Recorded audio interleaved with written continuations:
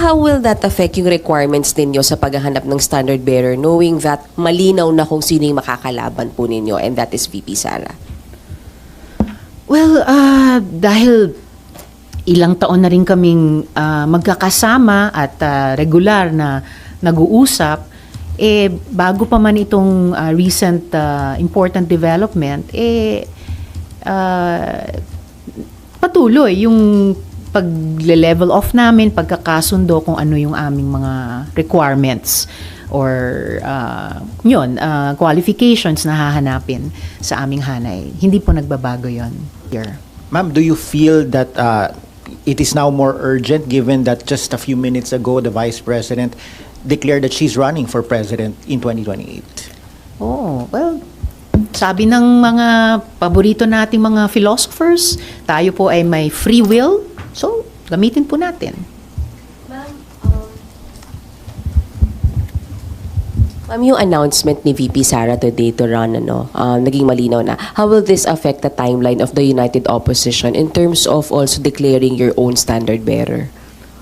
Nandun kami sa proseso ng pagtatakda ng aming sariling timeline. So, yung free will na binanggit ko kanina ay ginagamit na rin po namin sa sarili namin.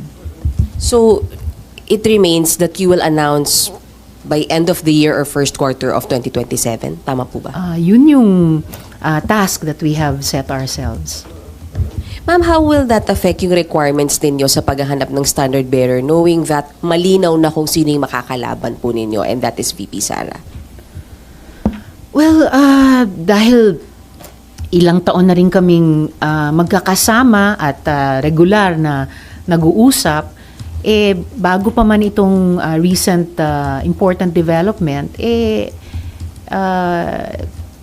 patuloy yung pag-level off namin, pagkakasundo kung ano yung aming mga requirements or qualifications na hahanapin sa aming hanay. Hindi po nagbabago yon.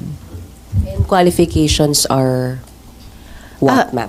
Well, actually not qualifications per se pa, but yung nabanggit ko dating common values na nahanap namin sa aming hanay, no? Yung pagnanais para sa anti-corruption and good governance, yung pag-grow at pag-share ng bunga ng ating mas malakas na ekonomiya, isang tunay na pagkakaisa sa ating divided at polarized na lipunan, of course, pambansang soberanya at iba pa. Ma'am, still on VP Sara. Of course, we know that there are pending impeachment complaints in the House of Representatives, and if ever it goes up here for trial, you will be the judges, and of course, not just you personally, but all 24 or 23, kung hindi makapasok ang ilan, will be serving as judges. So, and iba sa inyo might be her potential rivals in 2028. So how will you address yung possibility or yung at least the optics na you are judging a potential opponent and your decision could be interpreted as not being based on the merits of the case but on the possibility of taking out a potential competitor in 2028?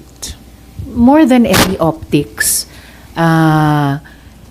malinaw sa amin dito sa Senado na kung may umabot sa aming impeachment complaints, kami magiging senator judges at magdidesisyon kami at boboto dun sa issue batay sa mga ebidensyang dun pa lang na ipepresenta sa amin.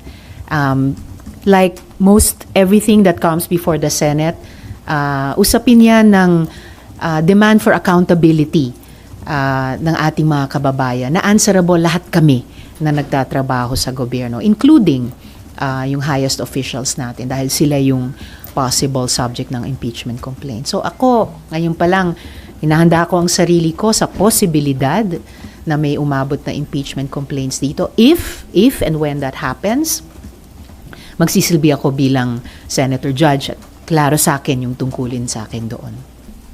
Ma'am, one question lang. Now that na in-announce ni VP Sara yung pagtakbo niya, and sinabi niyo po kasi sa isang interview, if I recall sa TV5 yata, sinabi niyo na siya yung pinakamalakas so far na kandidato.